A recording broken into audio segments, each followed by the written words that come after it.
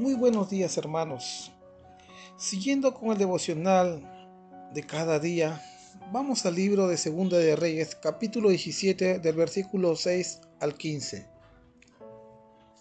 En el año 9 de Oseas, el rey de Asiria tomó Samaria y llevó a Israel cautivo a Asiria, y los puso en Halag, en Habor, junto al río Gozán, y en las ciudades de los medos, porque los hijos de Israel pecaron contra su Dios, que los sacó de la tierra de Egipto debajo de la mano de Faraón, rey de Egipto, y temieron a dioses ajenos, y anduvieron en los estatutos de las naciones que Jehová había lanzado delante de los hijos de Israel, y en los estatutos que hicieron los reyes de Israel.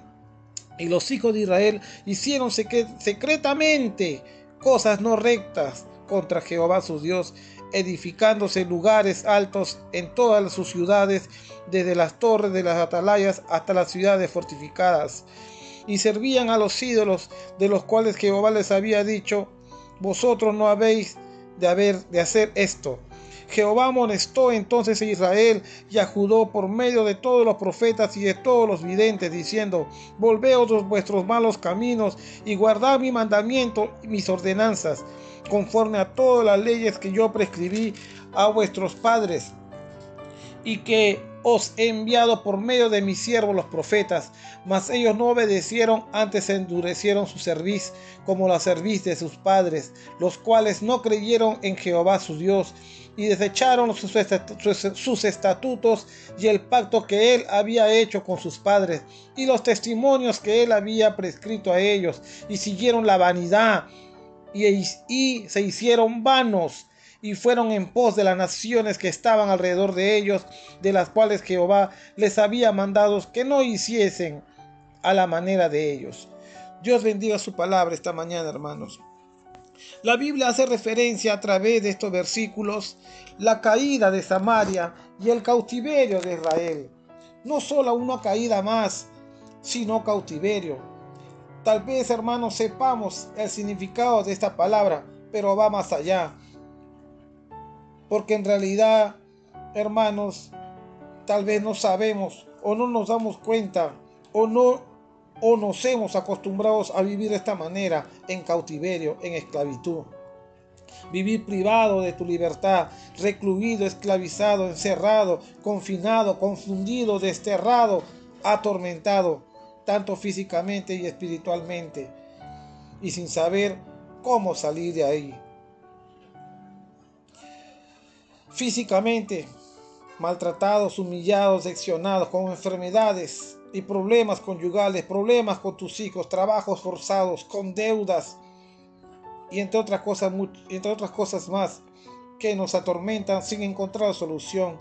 Espiritualmente hablando, con miedos, temores, amarguras, odios, resentimientos, rencillas, impotencia, aflicciones, sin saber cómo vencerlos. Y muchas veces oramos por orar y sentimos que Dios no nos escucha y nos olvidamos que tenemos que esperar en Él. El cautiverio espiritual nos desvía, nos hace perder la fe, nos desanima y al final nos aparta de Dios, de su presencia. Este pueblo, hermanos, este pueblo escogido por Dios, los hijos de Israel, sufrieron en carne propia lo que es apartarse de Dios, de olvidarse de Él. Sí, hermanos, sí, tenemos a un Dios de amor, de misericordia, de paz, de perdón, pero también un Dios justo, fuerte y celoso, a un Dios de oportunidades, pero que estas oportunidades son para arrepentirnos y volvernos a Él, y no a vivir una vida de pecado, una vida de rebeldía y desobediencia. Dios repudia y condena el pecado, y no porque somos sus hijos vamos a hacer lo que querramos. Las consecuencias son desastrosas y vivir en el cautiverio es horrible. Habían pasado muchos años desde que Dios los sacó de la tierra de Egipto, de esta esclavitud y cautiverio en las que vivían, para ser bendecidos y reinar sobre toda Canaán, la tierra prometida. Sí, pasaron por momentos difíciles, sufrieron, padecieron, pero vivían en libertad, porque Dios estuvo con ellos y les dio la solución en cada problema. Jamás los desamparó. Pero lamentablemente, hermanos, este pueblo no solamente cayó, sino que otra vez volvió al cautiverio, a la esclavitud. La palabra de Dios nos va a enseñar hoy los motivos y razones del por qué este pueblo llegó a esta condición. Una de las causas es: olvidaron al Dios de su redención. Fueron ingratos, malagradecidos, y esto los llevó a descuidar la presencia de Dios, de su poder, de sus milagros, de la liberación de que Dios había efectuado con ellos. Dice: los hijos de Israel pecaron contra Jehová. Dice: los hijos de Israel. Dios podía esperar de los egipcios, de los persas, de las amalecitas, de todo el mundo, pero jamás de sus hijos, jamás de su pueblo. ¿Qué hizo Dios para merecer esto? ¿Qué hizo Dios para que le den la espalda? ¿Acaso fue Dios malo con ellos? ¿Acaso es Dios malo con nosotros? Entonces, ¿por qué le damos la espalda con nuestra adoración y servicio? 2. Se volvieron como las naciones impías que los rodeaban y practicaban, dice, el pecado secretamente, haciendo cosas no rectas delante de Dios. Los hijos de Israel, hermanos, comenzaron a inclinarse a dioses paganos, a obedecerlas a los hombres y guardar sus leyes, costumbres, cultos, creencias, tradiciones que estaban contra la voluntad divina, y así rompiendo todo pacto que Dios hizo con su pueblo. Ni Faraón, hermano, con todas las plagas, cambió a sus dioses ni sus costumbres. Y este pueblo lo hizo. Antes que Israel ocupara Canaán, esta tierra estaba poblada por pueblos paganos, degenerados y pervertidos, que practicaban los peores tipos de idolatría y sacrificios humanos. La sodomía, el adulterio, brujería, hechicería, borracheras, era algo normal para ellos. Y en los tiempos de Josué, Dios sacó a estas naciones para que los hijos de Israel no se contaminaran y practicaran esas costumbres, pero de nada sirvió, porque lo hicieron, se contaminaron. Y hoy podemos ver, hermanos, una similitud al pueblo de ese tiempo y al mundo de hoy, cómo se ha contaminado y cómo le resta importancia al pecado. Y vemos a una iglesia también imitando esas costumbres y pensando, hermanos, y haciendo cosas en secreto, pecado en secreto, pensando que nadie lo va a ver. La Biblia dice que los ojos de Jehová están en todo lugar, mirando a los malos y a los buenos, y ve todos nuestros pasos. Los ojos de Dios están en todo lugar. Pablo decía: sé imitadores de mí, así como yo de Cristo. Y observen a los que andan según el ejemplo que tenéis en nosotros. Este pueblo no solo imitó lo malo, sino se volvieron como ellos. Hermanos, no podemos mirar al mundo e imitarlo, porque al rato vamos a pensar, a hablar, a hacer y terminar como ellos, viendo al pecado como algo normal en nuestras vidas, diciendo: ¿y si ellos también mienten? ¿Si ellos también roban? ¿Si ellos también fornican? ¿Si ellos también van a fiesta? ¿Se emborrachan y no pasa nada? Y como ellos no oran, no van a la iglesia y son bendecidos. Y nos volvemos idólatras, endiosando nuestro ego, nuestro trabajo, nuestro intelecto y sobre todo a nuestras familias e hijos e hijas, permitiéndole todo tipo de barbaridades, que anden con aretes, tatuajes, pintándose el cabello, yendo a fiestas, fumando, tomando, fornicando, hablando malas palabras y toda clase de desobediencia. Y en vez de corregirlos, hermanos, solo nos queda decir: esta es la realidad, pues. En vez de corregirlos, que decimos: ¿qué más da? ¿Y qué voy a hacer?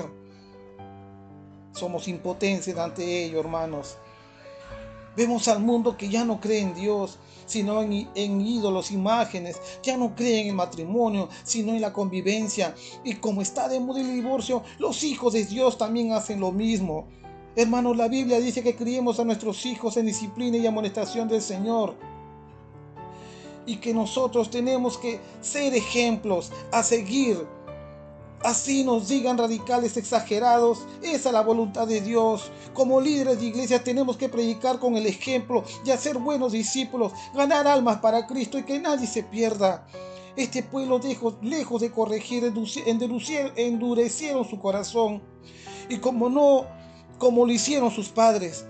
Hermanos, nuestra familia, nuestros hijos, nuestra iglesia también van a endurecer su corazón porque no nos miran como ejemplos a seguir. La sociedad, el mundo ya no nos mira como hombres de Dios porque estamos y nos comportamos como ellos o peores tal vez. 3. Rechazaron las repetidas advertencias de Dios. Por amor, Dios amonestó a su pueblo a través de muchos profetas. El mensaje fue claro, dando una advertencia contra el pecado que les corrompía y los separaba de Dios. Hermanos, que volvieran de sus malos caminos. Más bien se hundieron en el pecado y con ello el cautiverio y la esclavitud se hicieron ellos vanos. ¿Qué es un hombre vano? Un hombre vacío, inútil, superficial, frívolo, infructuoso y sin propósito.